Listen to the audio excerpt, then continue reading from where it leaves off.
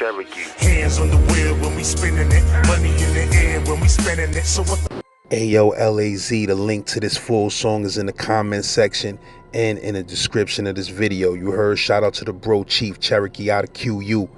Now I mean, this is his new single called Rare Air featuring Brav the God, and it's fire. It's that type of filthy New York rap that y'all dudes forgot how to make. You heard, listen to that and learn something. Z-Lord, get at me. As always, holla at my bro Life Through Galleries on Instagram if you need a photographer. Shout out to bro Dead Arm Duran, you heard, South Bronx. If you from the Bronx out there, getting them comments and let me know you appreciate this Bronxology. You heard? But yeah, man, make sure y'all check that All Duran playlist, because me and Duran been putting in heavy work, and he got a whole playlist of stories. Some of them y'all might have not even seen. You heard? But yeah, we ain't playing with y'all, man. We dropping fire. You heard, it's back to school. It's me back to school and these other YouTubers, because they ain't on my level. You heard? Z-Man Suicide Polo with the ski man running around the hood like He-Man at 3 a.m. with 3 swams looking for a dude that ran off with 3 grams.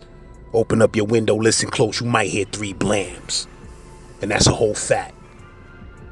Comment gang, tear this up. Slim Blunt gang, we in the building. So I'm trying to give you all a visual of this. He's on first base. There's somebody batting up. And a brother went behind him while he was on first base and started poking him in the back with an ice pick. Oh, and you know, Negrito jumped up and got out the way.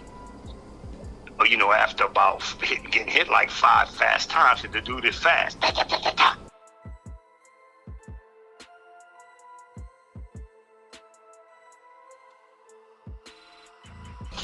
Yeah, man, so let me see what I've done here. Yeah, the Attica Riot, 1997. Let's see.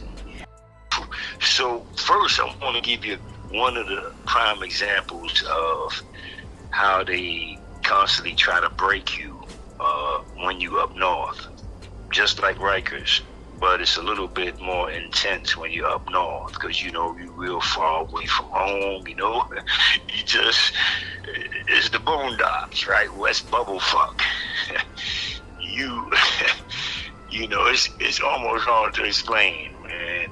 You know, you out there, and then you realize that most of the COs are all connected, like they all family, uncles, daughters. You know.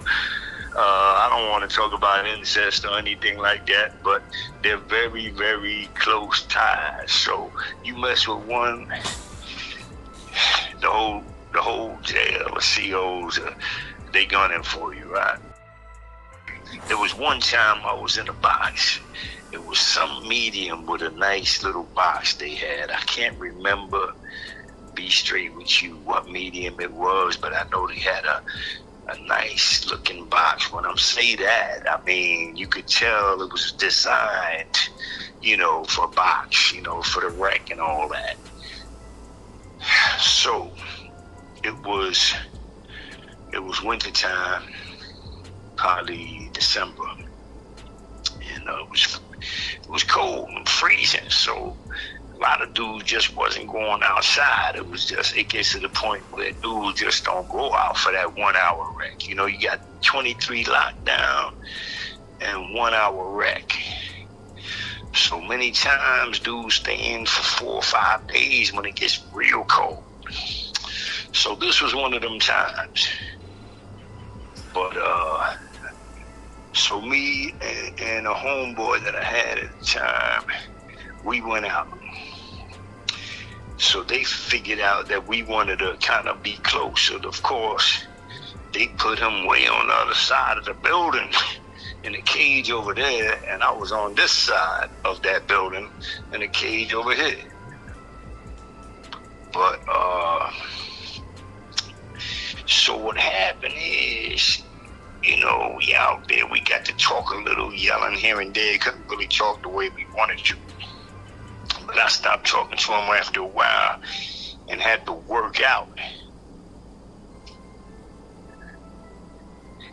to work out because it was getting cold. And the only thing I had was my t-shirt and a sweatshirt, cheap ass little sweatshirt they give you, and the cheap ass state jacket. You know that that ain't gonna hold you down. So I start working out, warming up. So you know, about an hour goes by, hour and a half, 2 hours. Next thing I know, I start hearing some screaming and shit, like, you know, some real desperado shit, like, yo, CO, CO, yo, CO, it's cold, let me in, I'm freezing, please, let me inside. So I'm like, damn, I hear that shit, and I realize that's my man. Yo, man, I felt so humiliated, man, by him doing that. You know, I was like, I put my head down. I didn't know what to, you know, it was like a real heartbreaker to hear this dude begging for the COs to come let him back inside of his cell because he's too cold. Now this is stone cold gangster. From what I understand. I mean, you know, compared to everybody else, the way everybody treating him, stone cold gangster. And now he's hollering, screaming, begging that they come and let him inside. So I was all, I'm not gonna lie, I was fucked up. Mentally, I was in shock. I couldn't believe what I was hearing. So at that point right there, I made up my mind. I said, you know what? I'm gonna stay out here 5 more hours. If they don't open up, because you know, rec is 1 hour. You only get 1 hour. They supposed to let you back in. But if you decide to go out there in the cold, and you know, if you know the system, and you go out there in the cold, you already know you could expect to be out there 1.5 hours minimum. That's why I didn't say nothing when the 1.5 hours passed, because I'm used to that. I already know you go out there, yo, you already know they're not gonna be in a rush to let you in.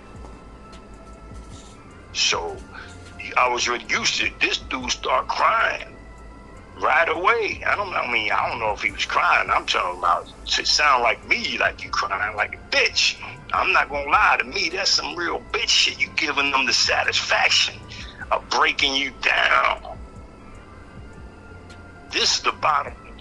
That was the part that really messed with me, that he's giving them the satisfaction of mercy. Have mercy on me is what he's telling them. Have mercy on me, please. Let me in. You crazy, man? You walking around the yard with me? Now this brother actually used to cook for me too. Great cook. You know, he was a semi-confidant. And I thought you understand me? I heard a lot about him. He definitely sounds like a thriller. So when that happened, like I said, it blew my mind. And I said, you know what? These sons of bitches, they're going to find out right now. They're going to find out right now. They're going to find out right now. We ain't all the same. You can't break all of us. Watch. So I made sure not to say nothing. So they left me out there like 2.5 hours. So I just decided to take off my jacket. I know they got cameras. Even back then they had cameras, not as many as they do now. But that wreck in the box, there's cameras out there. So I know they got cameras. I want them to see that I'm taking off my jacket. Because I don't give a fuck. Because I always remember that saying from 183rd. DGAF. If y'all know, you know. Don't give a fuck. So I always stay with that. So when that came down and they started that bullshit trying to get me to scream and ask them to get me, let me inside, please, and all that other shit. I turn into whoever the fuck. Kung Fu, that dude back in the days. Bruce Lee, whoever. But I was me.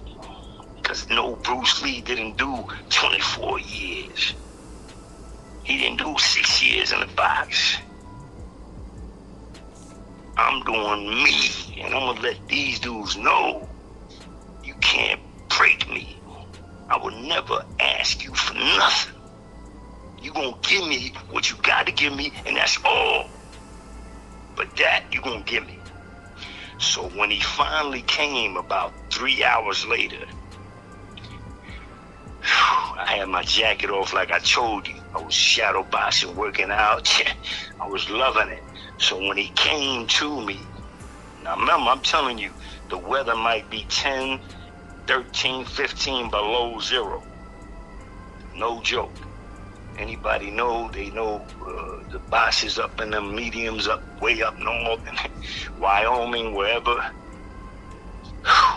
Snow is freezing. So when he came, he's walking slow because he want to study me like, what's going on with this dude, Let's see how he reacts now that I'm coming to get him.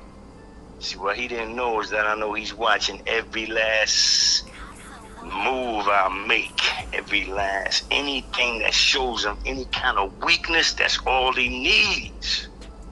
So I'm not going to give him that. I'm going to show him I'm more powerful than him and all his buddies. So when he came to get me, he said, Mr. Such and Such, come on, let's, you ready? I said, hold up, man. See, 'cause this is the funny shit. I'm gonna tell you, this is the funny part of the story, but it's the true story. I seen the movie, what's that? Which Way Is Up? I think it was Which Way Is Up, or Stir Crazy, with Richard Pryor and Gene Hackman, and that Gene Hackman dude, Gene Wilder, the white dude. He was talking about some shit about one with the universe, right? So when this CO came, this is my word. I looked him dead in the eyes and I said, hold up, man. I need a little more time out here, at least 1 more hour. 1 more hour. Let me get 1 more hour. I was this close to the universe. I swear to you, that's what I told him. That motherfucker looked at me. He like, yo, you could just see the defeat in his eyes, his face. And he just looking at me like, this mother.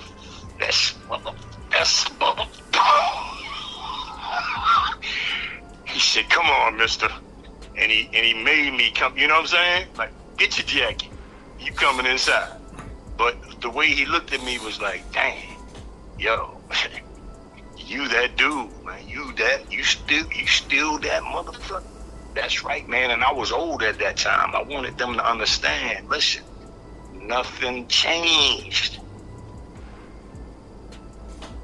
So anyway, getting back to that other story I wanted to tell you. So what happened is in 1997,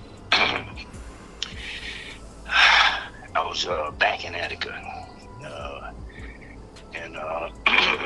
Well, I think at that time I had been there 3 years, maybe though. Yeah, I had been there about 3 years. So, so something was funny was going on with the phones. Some funny shit was going on with the phones that I had to take one of the phones. At that time, there was 4 phones. 4 phones, and you could call as long as you want. There's no time limit on how long you talk. As long as your people pay the bill, like me, for example, my bills, and this is my word, $400 a month in Attica. That's how this shit ran, but you could talk for 2 hours. You know, like, it ain't like, I don't know, some new stuff they had. I don't know what's going on now, but it was only 4 phones, and I had to end up taking one. Me and my man Carlito Garcia. Shout out to Carlito, Flaquito. I call him De La Hoya after this. After this rumble, I call him De La Hoya. So what happened is, you know, hey, I normally hang out around the Pitcher's Mound. Anybody that knows the Attica C Block yard, I hang out around the Pitcher's Mound, maybe third base. I'll be watching my phone. You understand me? I'm close to my phone, right? Me and Carlito, we holding down that first phone. I don't care who got the other phones, and I'm not even gonna speak on that. All I know is some funny shit went on, and we had to take one of the phones. The details of how we took it, I'm not going into that right now. So the point is, we got the phones right now, and one phone, and I'm cool with that. I can stay on as long as I want, anytime, put anybody on, you know. But there's no racial shit on our phone, because me and Carlito, we can't be racial. We from the BX, right? So some other dudes are looking at us like, you know, yo, what's up with these mother? Yeah, because I put on whoever I want to put on. It's my phone. I'll give you a prime example. When Majesty came through, now a lot of y'all might know Majesty from Brooklyn. So he came through. When he came through, he came on my company in Attica. We was on the flats. So I already let him know, and this is the access, what I like about having phones. I always have a phone. I confess. Something, it is me and 2 dudes, but I got the phone. So, okay, so when Majesty got there, you know, Majesty, if you don't know Majesty, you look at him and he looks, let's put it this way, he don't look like the man he is. All right, I'm gonna leave it like that. I don't want to say, he got glasses, he got the big gazelles, and he was in the Vibe magazine long time ago, or one of the magazines, Sauce, with the gazelles. You know, he's legendary, brother. Me and him was always cool, we was always tight. So when he got there, first thing I told him, yo, don't worry about the phone. When you come out there, I'm gonna put you on my phone. Boom. So when he came through, boom, that's just an example. When he came through, he easily got on my phone.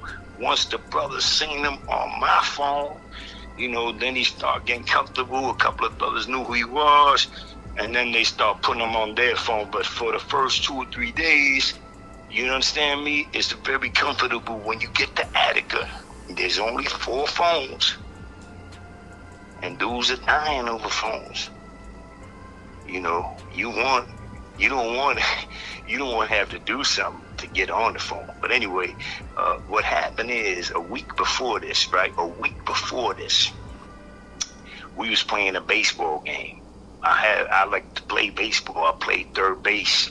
Sometimes I will pitch. So we had a baseball game going on, and a brother named Negrito was on first base. He had got a base hit or something, and he was on first base, you know, getting ready to go to second base, but standing there while the other brother was batting up. So I'm trying to give you all a visual of this. He's on first base. There's somebody batting up, and a brother went behind him while he was on first base and started poking him in the back with an ice pick. Oh, and you know, Negrito jumped up and got out the way.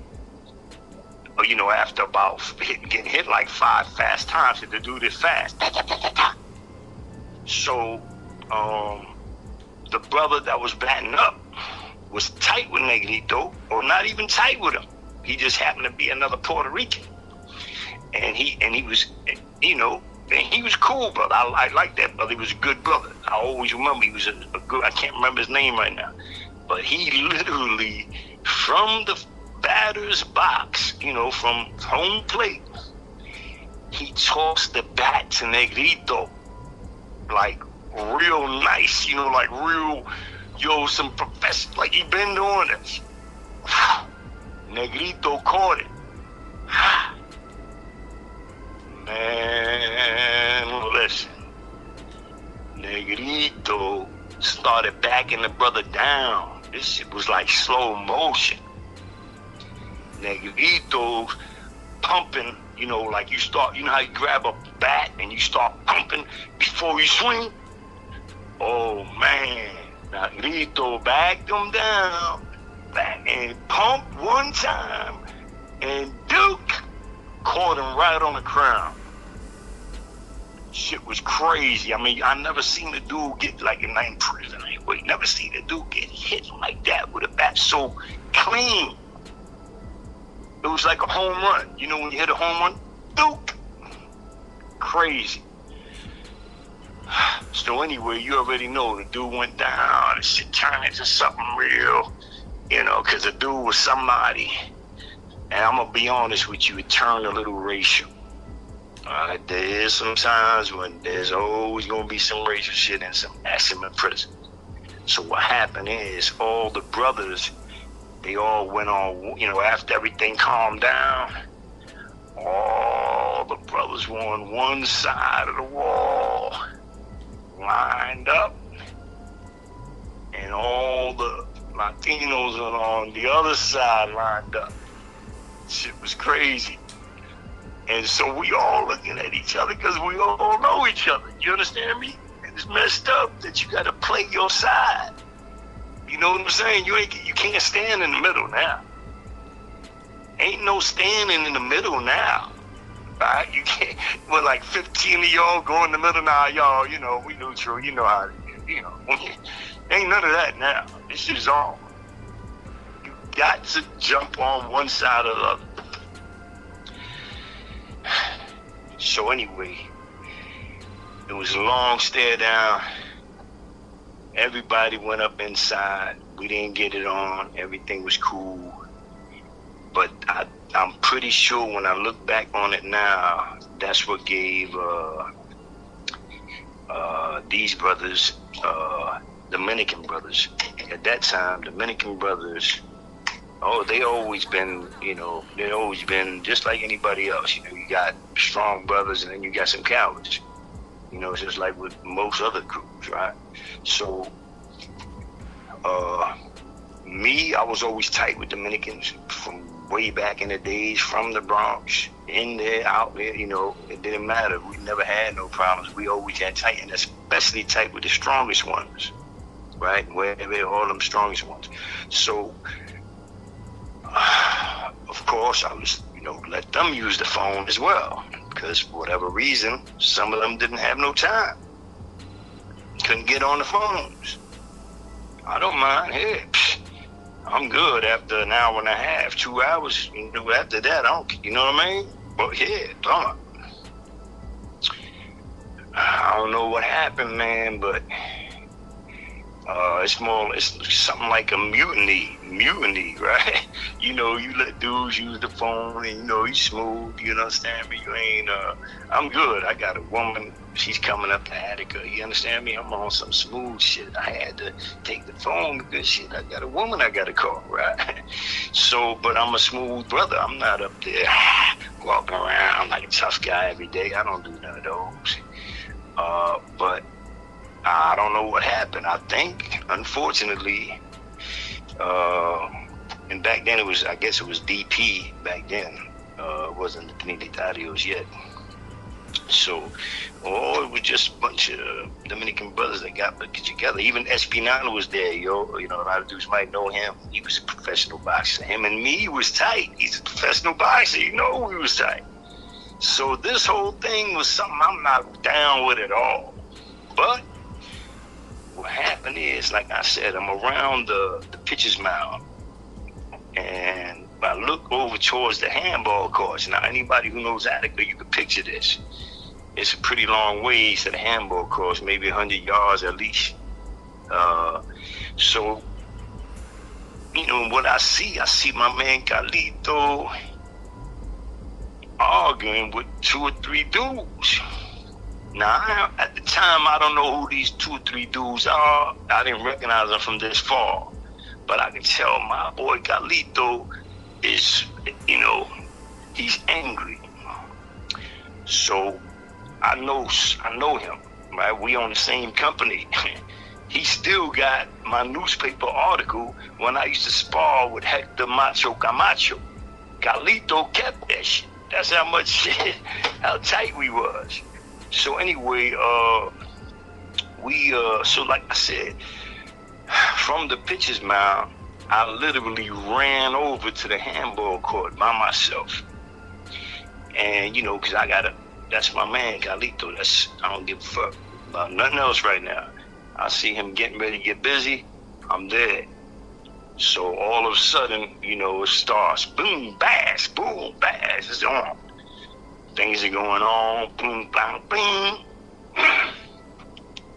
I end up dropping one dude with like a left uppercut, left hook, whatever it was, one of them things. So you said this the next time y'all went in the yard, it just popped off out of nowhere?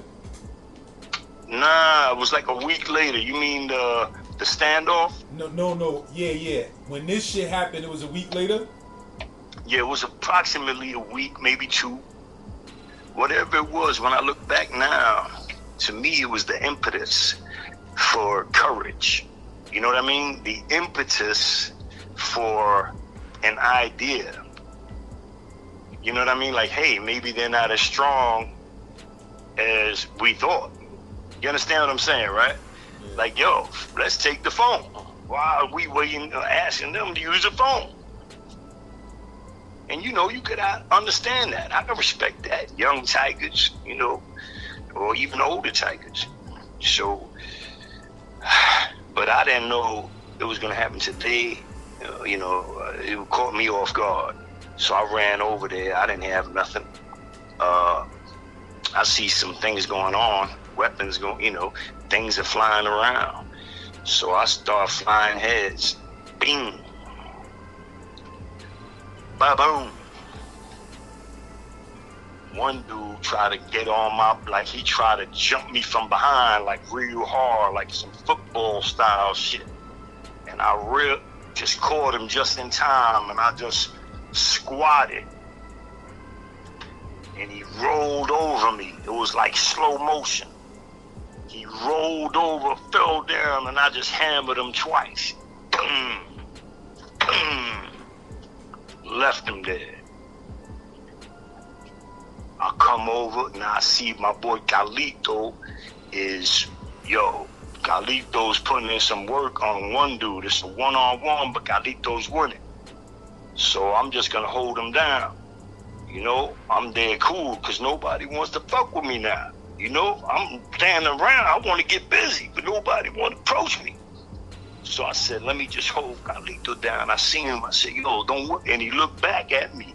I told him, yo, go ahead. I got you, man. I got you. So I'm bouncing back and forth like lateral movement. And these dudes, 2 dudes came like from my right side. They came from certain like an angle that caught my attention. So, you know what I mean? Like it was a sneaky angle. I wasn't supposed to see them. So when I seen them, definitely caught my attention. But they never got that close. Next thing I know, I see from my peripheral vision to my left, I see Jerry. Now, anybody who knows this story, you know about this. Jerry coming up sneaky, like he's moving real sneaky, and I see a razor in his hand. And he's trying to sneak up behind Carlito. So I told him, yo, man, no te mete. You know, that means, yo, don't get inside. Don't get in this shit, man. And he like, try to like front on me, like, you know, like he gonna hit me. So I just had to lay it on him, man. One left hook is all it took. Boom. Rolled over, did a somersault, cartwheel, whatever, backflip, whatever the hell it was. He was pretty far away. You know, I seen the razor go flying. But now, I don't know what happened, but somebody got the razor and he ended up getting cut. So after he got cut, you know, he went over, like, you know, to the other side of the yard, kind of like almost ran over there, and he started digging in the ground. You know, he just started digging like a dog. You know how dogs be digging? That's how he was doing. You know, like a desperate dude, like just trying to dig and shit. So I don't know what happened after that, but I know that I remember now they heard the brother for that. They heard my man G Gomez. That's right. And this shit is all documented. Gomez got the ticket for that. They gave Gomez 90 days for slashing Jerry. And Gomez didn't even do that shit. Gomez was my motherfucking right-hand man. But you said he was digging for a banger? Yeah, you know, like, because, you know, in Attica, shit, that's all, like the baseball field, they be guns everywhere. So, you know, the whole ground is like grass. Then going around is all cement, like I think, I can remember correctly. But the middle is grass. That's why they be coming by with the machines almost every day trying to pick up any, you know, jammies that's stuck in the grass. So he must have had something in the grass, so he was trying to dig it out. But when I look back now, damn, he was taking a long time. If somebody wanted to, you know, they would have just, but I guess what dudes was trying to avoid him now because his face was cut, he was bleeding. So nobody wanted to be around him. You understand that, right? So he was digging over there, but everybody knew he was just basically fronting. He didn't want to really get something. Anyway, push come to shove, so that was the end of that day. I remember that now because Gomez got that ticket for 90 days. And the dude that really did it just got away scot-free. You know, they both have bald heads. This shit was funny. They gave him, they pulled his ass in because he had the bald head. Shit was funny because the dude that did it had a bald head. You know, Attica, they see you from the tower, you know, like, oh shit, yeah, okay. The dude with the bald head. So they grabbed the dude going inside because he had the bald head. Shit was funny. But the dude that really did it, he got away with it scot-free, and it happened to be another Dominican that really did it. You hear me? This Dominican used to run with me. You understand me? Like, I always had some real tight Dominicans, bro, through my whole bid. You understand me? There's no way, it's just like I can't avoid black brothers, man, because we all came up together. Same thing with Dominicans. I've been real tight with them, especially in there. So when this came up, another Dominican is the one that hit him, and he had the bald head. So we all knew that, but Gomez, G, is a gangster. Gomez said, don't worry about it, man, I'm gonna do these 90 days. You understand that, right? Like, there was no need to tell the other dude, yo, like some other faggot shit that dudes do. Make the dude come forward, tell the truth. Come on now. You could do the 90 days. We're going to make sure you got plenty of commissary. You're going to do them 90 days and you're going to get plenty of commissary. You're going to live lovely. Because, you know, it is what it is. You can't, it's not no compromise. We're not asking you to do nothing. You're going to do what you're supposed to do.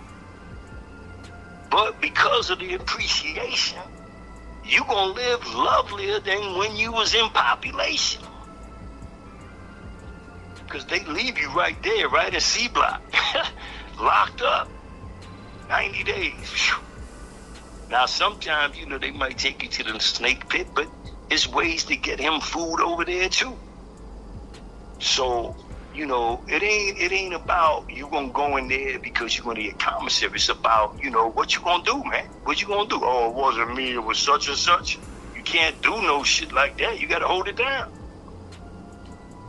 I mean, you could go to the hearing and say it wasn't you, right? But the CEO already said it was you. So, you know, what you gonna do? You're just gonna hold that down. 90 days. Back then, man, in Attica, shit, they give you 90 days, leave you right in C block. So anyway, push come to shove, you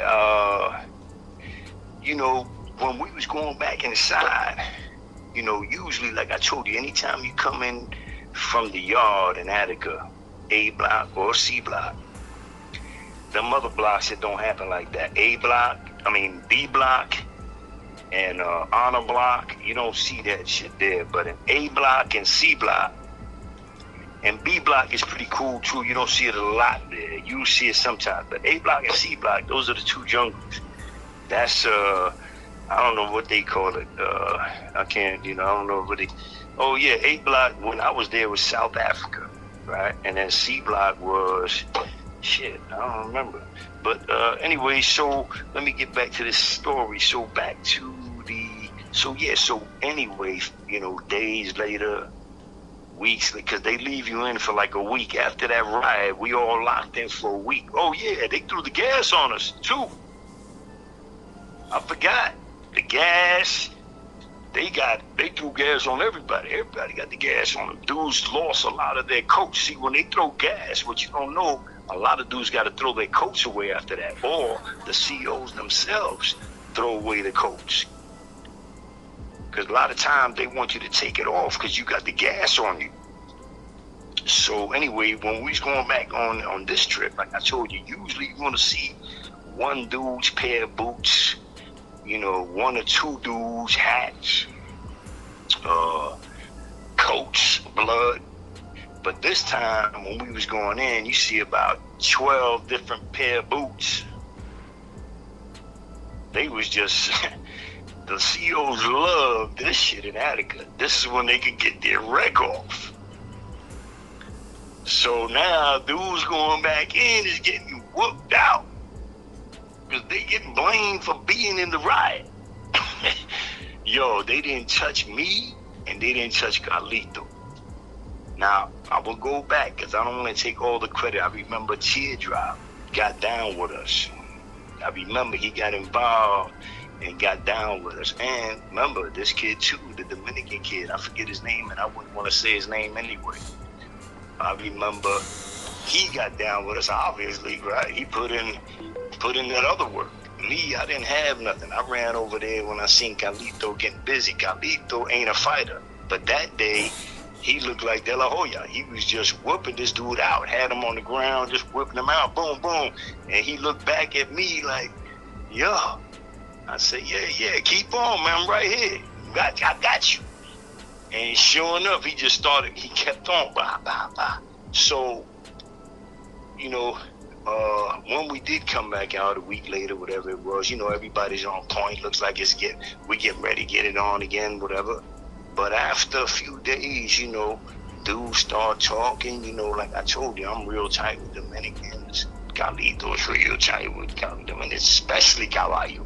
Carlito and Caballo, they was tight as, you know, I'm telling you, they was tighter than me and Caballo. So, and me and Carlito. So them two was real tight.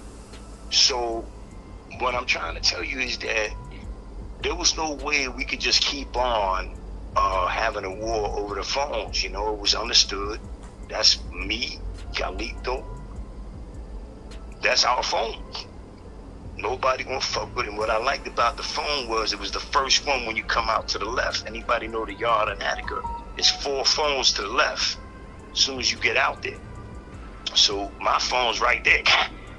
As soon as you come out, fastest one to get to. So, you know, so like I said, like dudes like Fat Danny, that was my son. He using my phone. He's Dominican. You know, it wasn't not about no racial shit. I don't know what happened with these younger dudes at that time. And then Jerry was an old timer. So I don't know what happened there. I think Jerry had because Jerry was kind of, he had this problem. I don't know what his problem was. But he was a troublemaker.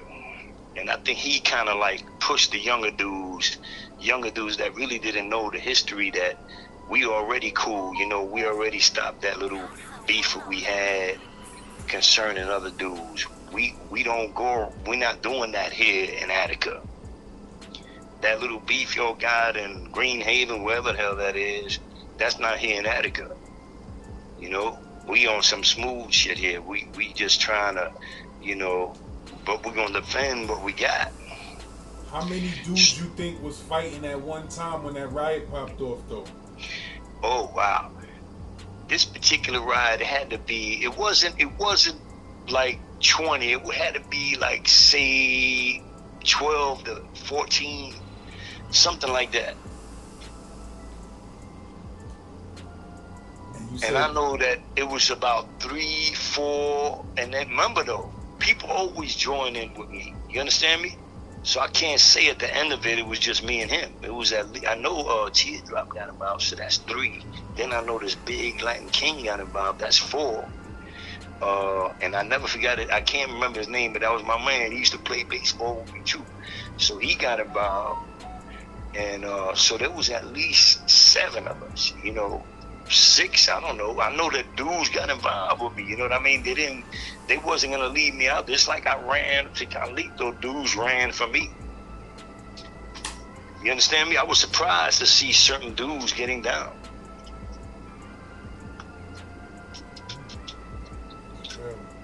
You said eventually dudes just left the beef alone. It wasn't even no more beef with the dude Jerry. Oh yeah, Jerry was out. Remember, he got his face cut. Oh, So that, you know, he had Attica. Yeah, you had it. You ain't coming. Even if he wanted to come out, you know, he would have. You know what I'm saying? Like, I heard that he got hit again wherever he went. So I don't know. I'm not sure how, you know, but I know that dudes there, we was too cool. Like I said, we had Fat Danny. That's my motherfucking brother. There's so many dudes, Nueve. There was so many Dominicans that was tight with us. You understand me? None of them did this move. Remember, like, this was what I would call mutiny. These are some young, wild dudes that said, yo, we could do this. You understand me? That's what happened. So, you know. When you said set it off, it was the Spanish dudes that set it off first? I think it was like Carlito. Remember, I told you Carlito was arguing. He might have been arguing with 2 dudes by the handball courts. That's where the bing bong bing started. You know, it's hard for me to remember everything, because usually at those points like that, I turn into like war zone, like war mode. You know, like I just blank out. I don't know what I'm not really aware of everything, but I'm aware of most of the things that's right, close enough. You understand me? And with Carlito, I don't know what the hell happened that day. That radar from the pitcher's mound, I seen them arguing, and you know that was crazy because I ran over there and they wasn't even swinging yet. But I knew something was gonna jump off. Just, you know, understand? It's like this. It's like you have some extra powers once you're in there for a certain amount of years, say 10 years. You're gonna need to be in there at least 10 years. Some people might get it after 5 years, but you get this radar thing going, and you know when there's beef. You understand me? Don't forget, you out in the yard every day. Dudes be play fighting. You know, it's a whole lot of stuff going on. So you got to know when it's real and when it's not. And I knew something was wrong. That's why I ran over there. And I'm sure glad I did, because he would have got cut. That was one of the benefits of having a phone wherever I went. I didn't have to watch one of my boys go to the box over the phone. Even I didn't care if you came from the Bronx. First of all, if you came from the BX, I'm already giving you a shot. Like in my mind, I'm hoping you're a cool motherfucker. You understand me? I'm hoping I can feel, you understand me? I can feel where, you know, I know you're a man. I mean, even, and if you pussy, I don't care if you pussy. Just be a real motherfucker. So, if you from the BX, automatically in prison, that's the way I came up in prison. You know, it was a borough shit, I ain't gonna lie. So automatically you say Bronx or you say 183rd or something like that or Brook Avenue, automatically I'm already got your back as soon as you come through the door until you fuck up. If you fuck up. You could be from Brooklyn. If I know who you are or I'm feeling your vibe, we cool. Cherokee. Hands on the wheel when we spinning it. Money in the air when we spending it. So what the Ayo, LAZ, the link to this full song is in the comment section and in the description of this video. You heard, shout out to the bro Chief Cherokee out of QU. Now I mean, it's his new single called Rare Air featuring Brav the God, and it's fire. It's that type of filthy New York rap that y'all dudes forgot how to make. You heard, listen to that and learn something. Z-Lord, get at me. As always, holla at my bro Life Through Galleries on Instagram if you need a photographer.